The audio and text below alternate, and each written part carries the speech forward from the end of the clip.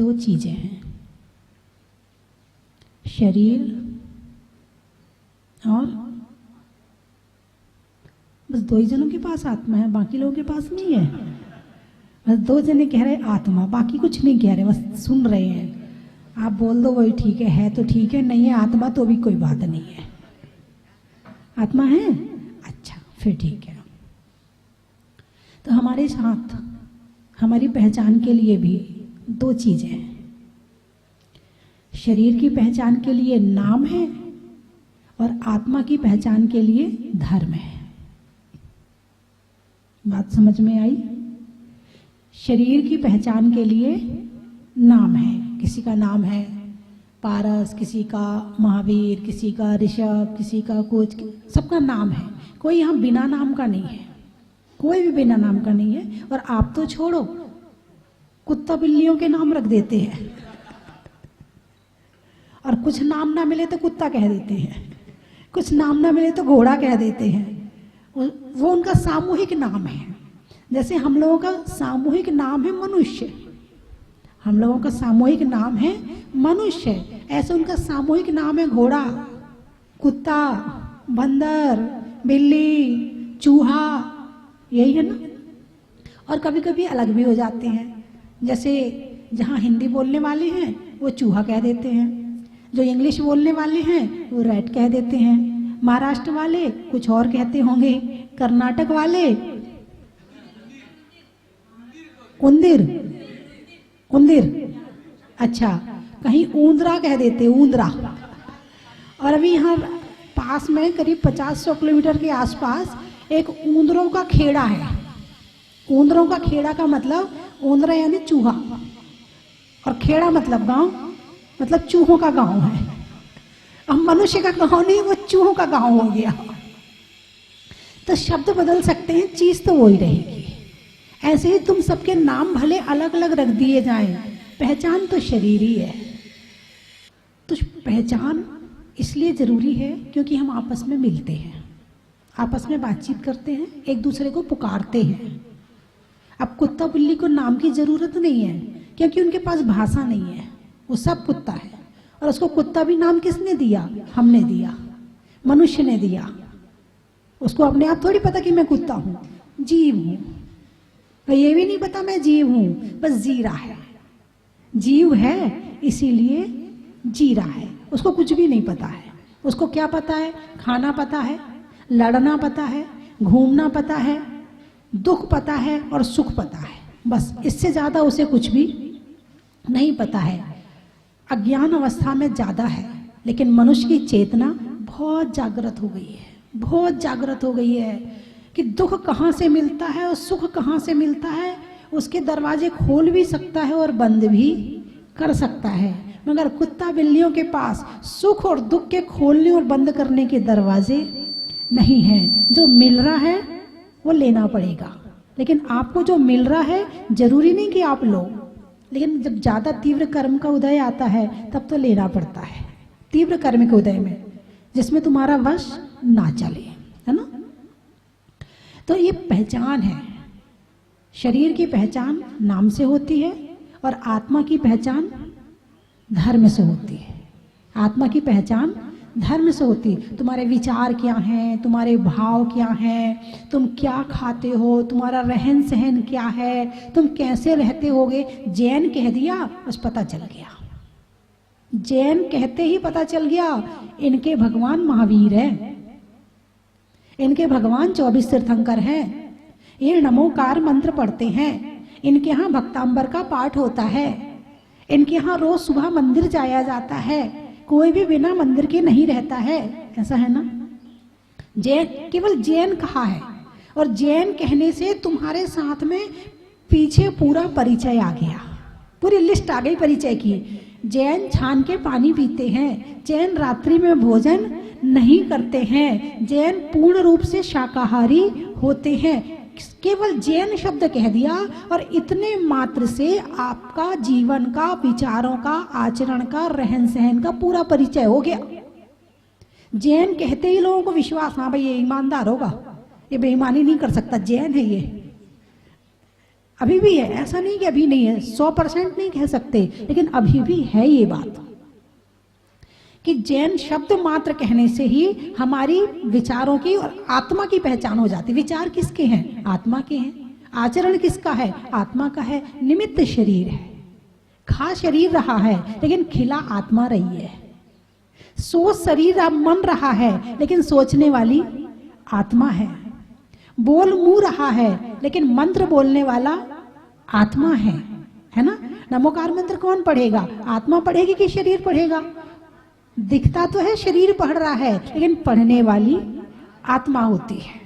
मेरी बात आपकी समझ में आई? तो जैन शब्द आपके साथ में होना बहुत जरूरी है। यदि आपके नाम के पीछे जैन नहीं होगा तो आपकी पहचान नहीं, आपकी आत्मा की पहचान नहीं होने वाली है। गोत्र जो होते ना, गोत्र खूब फेमस है राजस्थान में, महाराष्ट्र में, गुजरात में, कर्नाटक में बहुत फेमस है।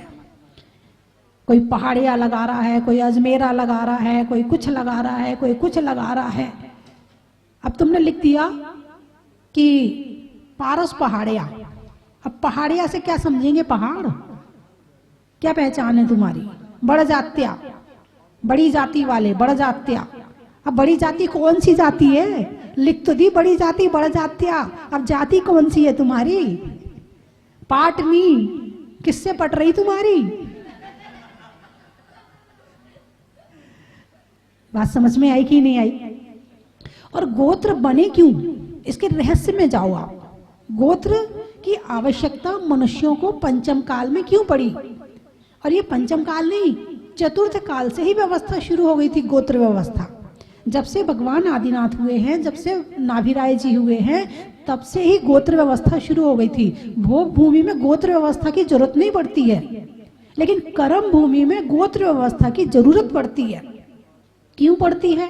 क्योंकि भोग भूमि में युगलीय जन्म लेते हैं और वही पति पत्नी बन जाते हैं, लेकिन कर्म भूमि में भाई बहन शादी नहीं करते हैं। भाई बहन शादी नहीं करते हैं। अब भाई बहन, भाई पुराने समय में वो किसी और जगह चला गया, तुम किसी और जगह रह रहे हो, और आने वाले समय में आपस में शादी ना हो जाए, इसीलिए गोत्र बनाए हैं। अरे ये गोत्र इनका पार्ट नहीं है, मेरा भी पार्ट नहीं, अब शादी नहीं हो सकती है, क्योंकि गोत्र एक हो गया, हम दोनों भाई बहन हो गए, इसीलिए शादी नहीं होती है। तो गोत्र की जरूरत केवल शादी के लिए पड़ती है, केवल से केवल शादी के लिए पड़ती है। तुम्हारी पहचान नहीं है गोत्र। गोत्र तो अंदर छुपा के रखो जन्म पत्री में, ऊपर प्रचार करने की जरूरत नहीं है गोत्र की कि तुम कौन से गोत्र के हो। जब तुम्हारी जन्म पत्री दिखाई जाएगी तो अपने आप पता चल जाएगा कि तुम कौन से गोत्र के हो। लेकिन गोत्र को इतना फेमस कर दिया, इतना फेमस कर दिया कि धर्म को भुला दिया, इतना भुला दिया कि तुमने अपनी पहचान खत्म कर दी। और जब तुम्हारी पहचान खत्म हो जाएगी तो फिर कैसे तुम्हारी आत्मा की पहचान होगी? कहीं चले जाओ, तुमने कह दिया बढ़ जाते, आप कौन पहचाने तुम हिंदू हो, कौन हो, क्या पता चलेगा? पाटिल वहां चलते ना, कहाँ से? कर्नाटक में, महाराष्ट्र में, कोल्हापुर में है, वहां पाटिल। अब पाटिल से हम पहचान ही नहीं सकते कौन है। बात समझ में आई कि नहीं आई? तो कितने बड़े बड़े आदमी हो जाएं, कितना बड़ा हो जाए, लेकिन यदि तुम्हारे शब्द के नाम के पीछे जैन नहीं है तो हम आपको पहचानने वाले नहीं है। आपकी पहचान केवल राजस्थान तक सीमित है। जैसे मैं बचपन में एमपी में थी, अब मान लो नाम लिखा आया बढ़ जात्या, तो मैं समझती थी ये जैन नहीं है। अपनी बता रही हूँ, प्रैक्टिकल से। होंगे कोई, पता नहीं कौन है, ये जैन थोड़ी हो सकते, बढ़ जात्या जैन ही नहीं होते हैं। अब केवल राजस्थान वाले जान रहे कि तुम बढ़ जात्या जैनी हो, बाहर वाले इससे बाहर चले जाओगे भी, तुम कर्नाटक चले जाओ। अब कर्नाटक में पहली बात तो तुम्हारी भाषा नहीं समझेंगे, और नाम के पीछे तुमने अपना गोत्र लगा दिया तो बिल्कुल नहीं समझेंगे।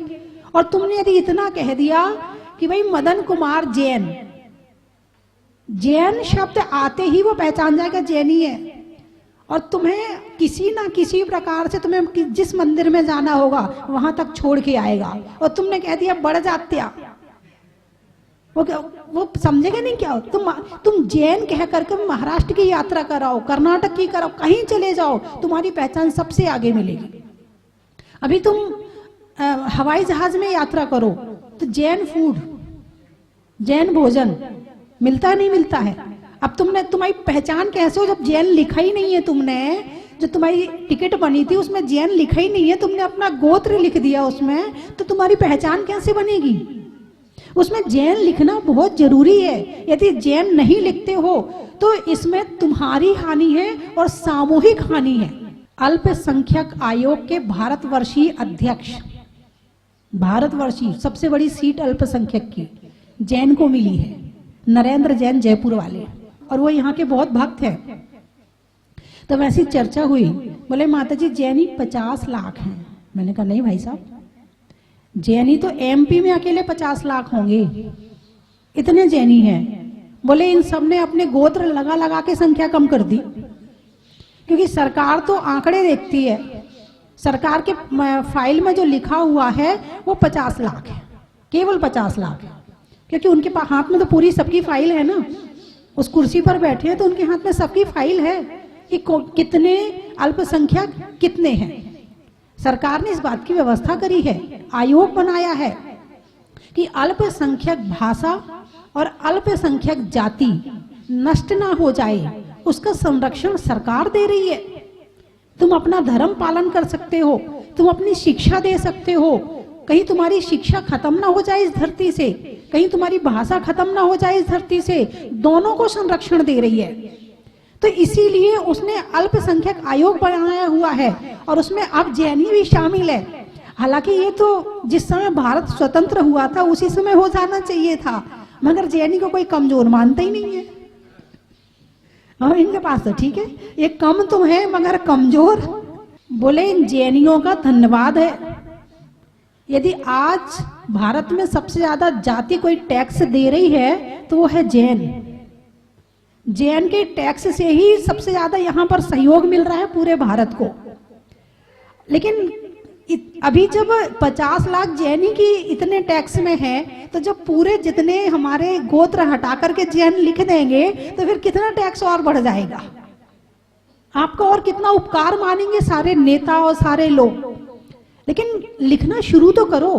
तुमको पहाड़िया लिखना है लिखो, तुम्हें जो भी लिखना लिखो, लेकिन नाम के पीछे जैन शब्द जरूर लिखो। यदि जैन नहीं लिखते हो तो समझना कि तुम जैन, जैसे जैन नहीं लिखा तो जिसके पीछे जाति ना लिखी हो वो सारे के सारे हिंदू में डाल दिए जाते हैं। ये कौन है? हिंदू है। गए तुम, ना इधर के रहे ना उधर के रहे, वहां जाते नहीं हो, आते यहाँ हो, और यहाँ तुम्हारा नाम है नहीं तो नाम तुम्हारा वहां चला गया। तो ना तुम इधर के रहे ना तुम उधर के रहे। इसलिए जितने अपने बच्चों के स्कूल में नाम लिखवा रहे हो, जैन शब्द जरूर लिखवाएं। अंश जैन, वंश जैन, पीछे जो भी लिखवाना लिखवाओ, जैन शब्द जरूर लिखवाएं। यदि जैन नहीं लिखवाया तो आपकी गिनती खत्म, आप फिर यहाँ शामिल होने वाले नहीं है। सरकार की नजर में 50 लाख हैं, और वैसे देखा जाए तो श्वेतांबर और दिगंबर मिला के कम से कम 4 करोड़ जैन तो होंगे ही होंगे। आप एमपी में देखो, पूरे पूरे गांव जैनियों के, छोटे छोटे गांव में 300 घर हैं। ऐसे महाराष्ट्र में देखो, छोटे छोटे से गांव में 700 घर, 1000 घर, बहुत जैनी है। लेकिन मात्र एक कारण से तुम्हारी गिनती नहीं हो रही है कि तुमने अपने गोत्र को पकड़ रखा है। पता नहीं गोत्र को, ये गोत्र जो अभी मिला है ना, ये अगले जन्म में नहीं मिलेगा, बदल जाएगा। ये जो नाम अभी मिला है ना, ये अगले जन्म में नहीं मिलेगा। लेकिन भगवान की सच्ची भक्ति करोगे ना तो जैन धर्म अभी मिला है ना, अगले जन्म में भी मिलेगा। अब आपको क्या चाहिए? ये गोत्र चाहिए, ये नाम चाहिए कि धर्म चाहिए? धर्म चाहिए। तो आज से क्या करना पड़ेगा? जैन लिखना पड़ेगा। तो हाथ उठाओ कितने लोग हो कि अपने अपने बच्चों के, अपने आगे कहीं जाओ जैन जरूर लिखना। हाथ उठाइए, जैन जरूर लिखेंगे, चाहे कुछ भी लिखें। हाथ उठाइए भाई, जैन लिखेंगे। अच्छा, वो प्रवचन नहीं सुन पाई हैं? अच्छा, सुन रही हो? तो हाथ उठाओ कि आज से जैन जरूर लिखेंगे। कहीं भी कुछ भी करेंगे, कहीं साइन करें, आज से नियम हो गया, अपना भी, बच्चों का भी और आने वाली पीढ़ी का भी। जन्म होता है बच्चे का, जैन शब्द जरूर लिखवाएं उसमें। बिना जैन के आप लोग हाँ, और जितने लोग टीवी में देख रहे हैं वो भी हाथ उठाएं, और वो भी आज से जैन शब्द जरूर लिखें। भले मैं आपको नहीं देख रही हूं, लेकिन आप तो मुझे देख रहे हैं ना, तो आप लोग भी जैन जरूर लिखें। चेहरे पर नैन का, बोलने में बैन का, और लिखने में जैन का।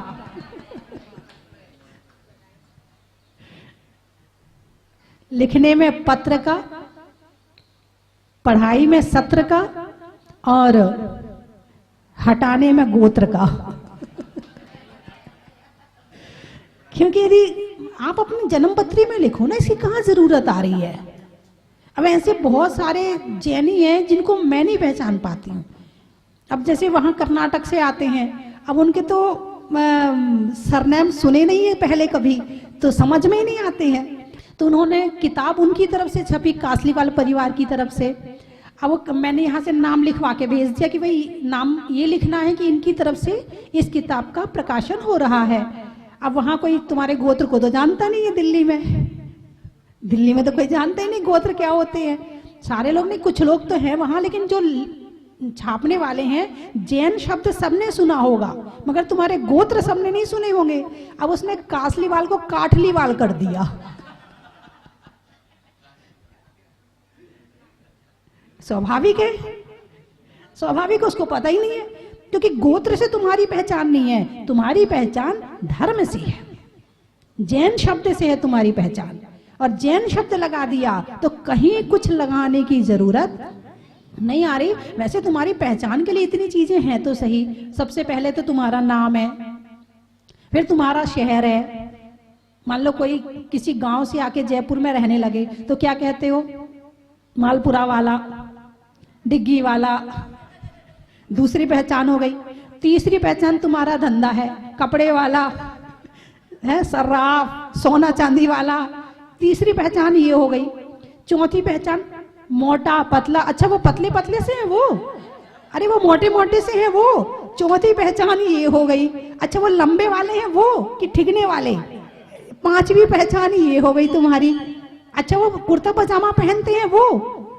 अच्छा, छठवीं पहचान। इतनी पहचान है तो तुम्हारे लिए, और कितनी पहचान चाहिए? बात समझ में आई कि नहीं आई? इतनी सारी पहचान होने के बावजूद भी तुम जैन शब्द नहीं लिख पाते हो। अरे तुम्हें पहचान बनाने के लिए करना क्या है? लोग अपने आप जिनको चाहिए, जिनको तुम चाहिए हो, अपने आप पहचानेंगे, ढूंढ के पहचानेंगे। तुम्हारे अंदर क्वालिटी होनी चाहिए। तुम्हारा गोत्र नहीं भी लिखा रहेगा तो वे ढूंढ ढूंढ के तुम्हारे पास पहुंच जाएंगे, तुम्हारे अंदर क्वालिटी होगी तो, है ना? तो जैन शब्द जरूर लिखें। आप अपना गोत्र लिखें ना लिखें, और गोत्र को मात्र शादी तक सीमित रहने दें, उसको सारे में ना फैलाएं। और फैल भी नहीं सकता, क्योंकि यहीं राजस्थान का राजस्थान में रहेगा, महाराष्ट्र का महाराष्ट्र में रहेगा, गुजरात का गुजरात में रहेगा। अब गुजरात वाले यहाँ आते हैं, वो भी अपने गोत्र कई बार शाह बताते हैं, गांधी बताते हैं। अब जैसे गांधी जी हैं, फिरोज गांधी। मैं अपना पर्सनल प्रैक्टिकल बताऊं जो मेरे विचार में था। जैसे फिरोज गांधी, गांधी शब्द का जब तक मुझे ये नहीं पता था कि गांधी कोई गोत्र है और ये गुजरात का है, जब एमपी में रहते थे तो मैं समझती थी गांधी मुसलमान होते हैं। गांधी होते हैं क्या? फिरोज गांधी मुसलमान था? फिरोज था तो गांधी कैसे बना? दत्तक पुत्र बना के गांधी जी की उपाधि उसको दे दी। चलो अब दत्तक पुत्र हो गया ना, तो दत्तक का मतलब उसका पुराना सारा जीवन हट गया, नया जीवन आ गया। अब वो मुसलमान नहीं रहा, अब वो जिस जाति में गया है उस जाति का हो गया। तो मैं तो यही मानती थी वो मुसलमान है। गांधी फिरोज को नहीं मानती थी, गांधी को मानती थी कि गांधी शब्द का मतलब कोई मुसलमान होता है। तो ऐसे गोत्र से तुम अपने आप को तो बड़ा अच्छा समझते हो, मगर कौन तुम्हारे लिए क्या क्या सोच रहा है वो तुम्हें नहीं पता है। लेकिन यदि जैन शब्द लगाओगे तो कहीं कुछ सोचने की जरूरत नहीं पड़ेगी। इसलिए जैन शब्द जरूर लगाना। और आज मैंने आपको नियम भी दे दिया है, जितने टीवी में देख रहे हैं उनके लिए भी मेरी तरफ से नियम है, दे दिया मैंने। जितनों ने लिया तो लिया, और जिनने नहीं लिया उनको मैंने दे दिया। या तो मैं कोई चीज दूं तो आप मना करोगे क्या? अरे बोलो ना, नहीं करोगे ना? तो मैंने नियम दे दिया, ज्ञान लिखना है, ले लिया। बहुत बढ़िया, बहुत अच्छा। चलने में पात का, मित्रों में साथ का, तीर्थंकरों में मुनि सुब्रत नाथ का, पंखा में झलने का, बच्चों में पलने का, भगवान के जमीन से निकलने का, हिंदी में मात्रा का, स्कूल में छात्रा का, आज आपकी जहाजपुर की यात्रा का। देखो आप मुस्कुरा दिए, अब तो हंसी दिए आप। सोने में कसने का, शहरों में बसने का और आपके हंसने का। कहाँ कहाँ से आए हैं? जबलपुर। और चलिए एक एक करके बताइए, ठीक है? गाने में सुर का, नृत्य में नूपुर का, आने वालों में जबलपुर का, पशुओं में बंदर का, पानी में समंदर का और देवड़िया जी के मंदिर का। हाँ, और क्या बताया? ग्वालियर। वर्ष में लीप ईयर का, सुनने में ईयर का और आने वालों में ग्वालियर का। चंदेरी। फलों में बेरी का, अच्छे काम में नहीं करने में देरी का और आने वालों में चंदेरी का। कोपरगांव। अच्छा। नदी में नाव का, हमारे अच्छे अच्छे भाव का और आने वालों में कोपरगांव का। फलों में बेर का, जंगल में शेर का और आने वालों में संगमनेर का।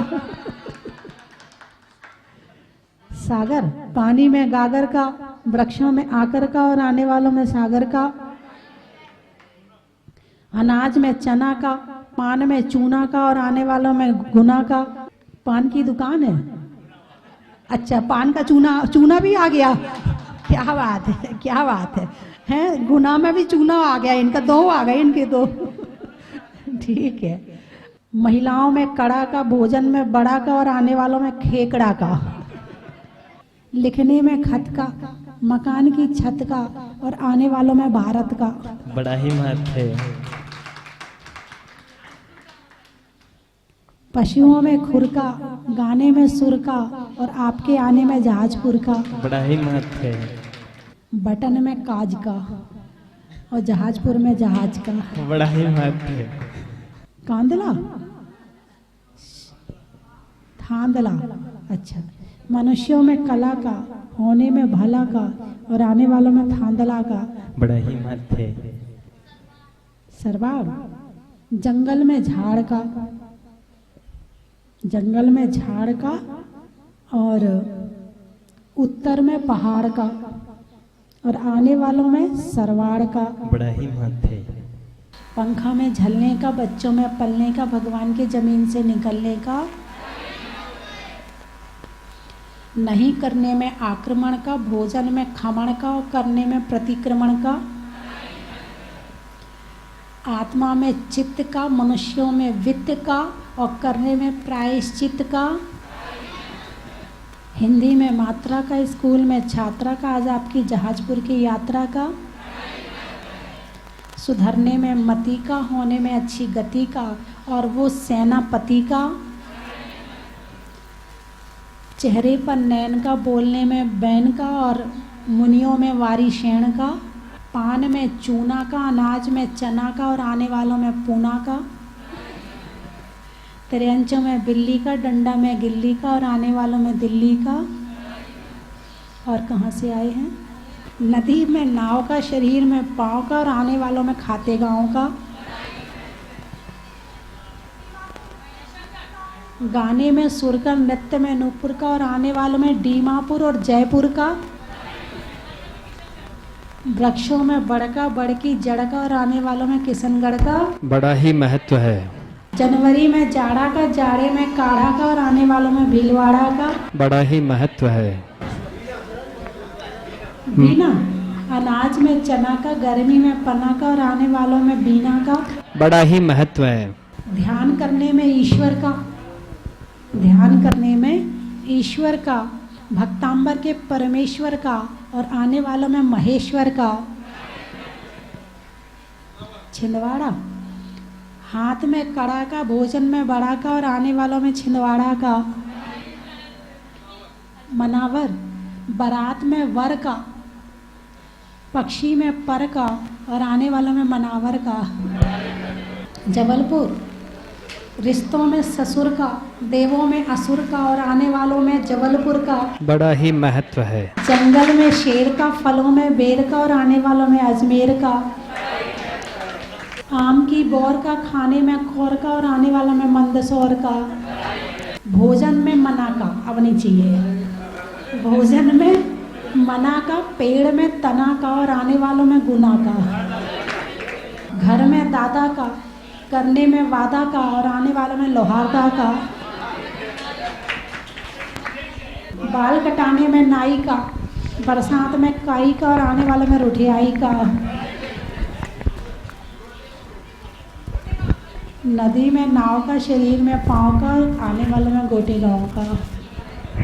लड़ाई में अनशन का, पर्यावरण में प्रदूषण का और पाप में दूषण का और आरी गाँव में स्वस्ति भूषण जी माता जी का बड़ा ही महत्व है, बड़ा ही महत्व है। नदी में नाव का, शरीर में पाँव का, भीलवाड़ा की महिलाओं का। पुकारे आज तुझे तेरी आत्मा, तुझी को जगाए रे, भूल गया तू पथ अपना, बोधि कराए। पुकारे आज तुझे तेरी आत्मा, आहुति कितने जन्म की भोगों में दे दिया, भोगों में दे दिया। पुण्यों का फल ये नर्तन विषयों में खो दिया, विषयों में खो दिया। ओ मनवारे पुण्यों का फल ये नर्तन विषयों में खो दिया। पिंजरे की पंछी बन गई तेरी आत्मा, पुकारे आज तुझे तेरी आत्मा, तुझी को जगाए रे, भूल गया तू पथ अपना, बोधि कराए। पुकारे आज तुझे तेरी आत्मा, कितने जन्मों की भटकन सहती ये आत्मा, सहती ये आत्मा। अपने बाबुल घर जाने कहती ये आत्मा, कहती ये आत्मा। ओ मनवारे अपने बाबुल घर जाने कहती ये आत्मा। कर्मों के जाल को तोड़ो कहे आत्मा, पुकारे आज तुझे तेरी आत्मा, तुझको जगाए रे, भूल गया तू पथ अपना, बोधि कराए। पुकारे आज तुझे तेरी आत्मा, पारे के जैसी चमकती उज्ज्वल थी आत्मा, उज्ज्वल थी आत्मा। जल जल के राग द्वेष में विकृत हुई आत्मा, विकृत हुई आत्मा। ओ मनवारे जल जल के राग द्वेष में विकृत हुई आत्मा। संबर से कर्म को रोको कहे आत्मा, पुकारे आज तुझे तेरी आत्मा, तुझी को जगाए रे। गुरु 108 ज्ञान सागर महाराज जी की, आरका 105 स्वस्ति भूषण माता जी की, हरिका सिंह की। आगे आगे अपनी ही अर्थी के गुनगुनात चलूं, सिद्ध नाम सत्य है, अरहंत नाम सत्य है। आगे आगे अपनी ही अर्थी के गुनगुनात चलूं, सिद्ध नाम सत्य है,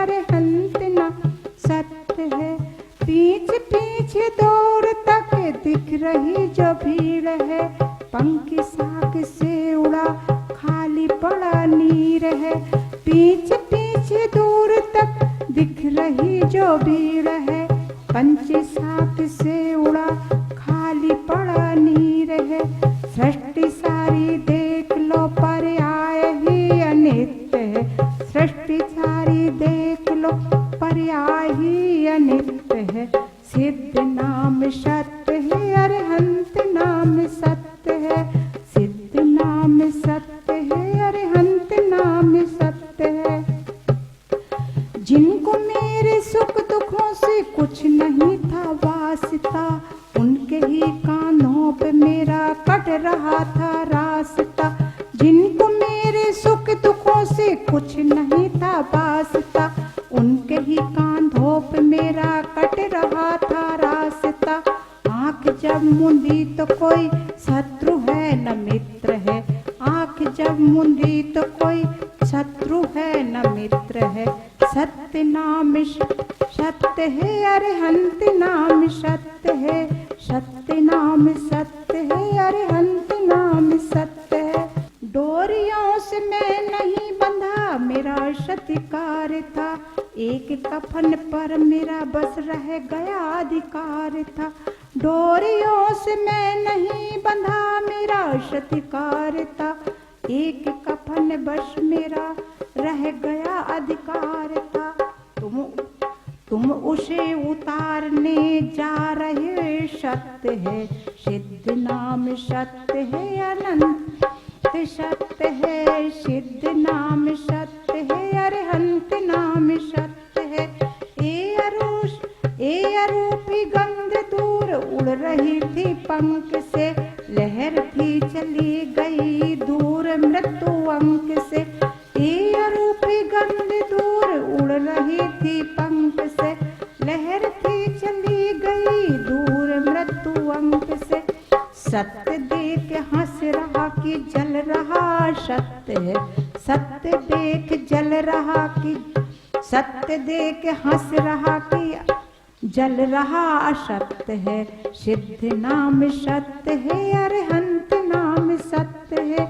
जय जिनेन्द्र बंधुओं, जैन धर्म का सबसे पावन महीना चल रहा है भाद्रपद मास, और इसी महीने में आने वाली 23 अगस्त से 1 सितंबर तक पर्वादिराज 10 लक्षण महापर्व का आयोजन इस स्वस्ति धाम जहाजपुर में भूगर्भ से प्रकटित अतिशयकारी 1008 श्री मुनीश्वरनाथ भगवान की पावन छत्र छाया में परम पूजनीय गणनीय आर्यकारत्न स्वस्ति भूषण माता जी के सत्संग पावन सानिध्य में मनाया जाएगा।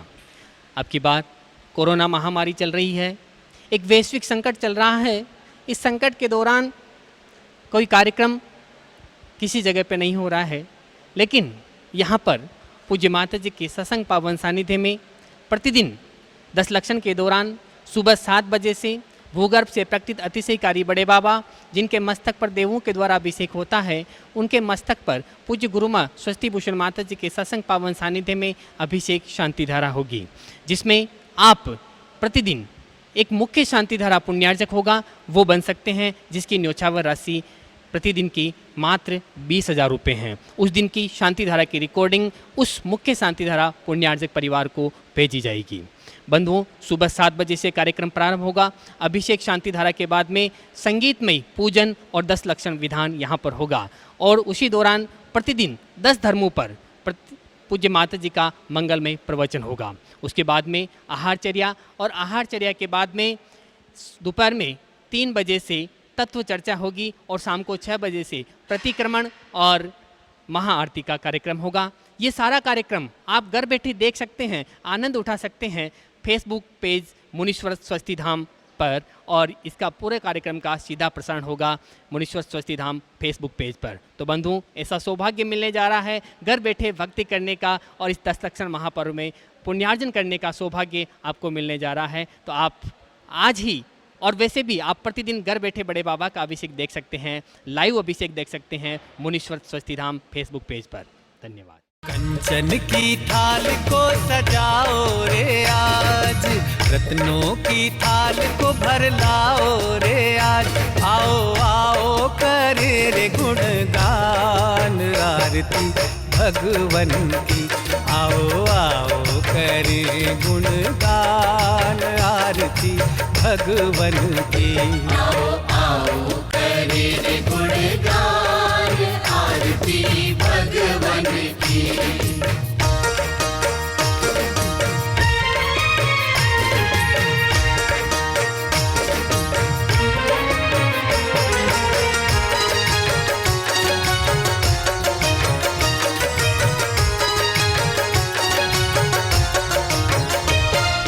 पिता सुमित्र के राज दुलारे, माँ पद्मा जी के नैनों के तारे। पिता सुमित्र के राज दुलारे, माँ पद्मा जी के नैनों के तारे। राजगृही में जन्म लियो आप, राजगृही में जन्म लियो आप। आओ आओ मनाए खुशी आज आरती भगवन की। आओ आओ करे रे गुणगान, आरती भगवन की।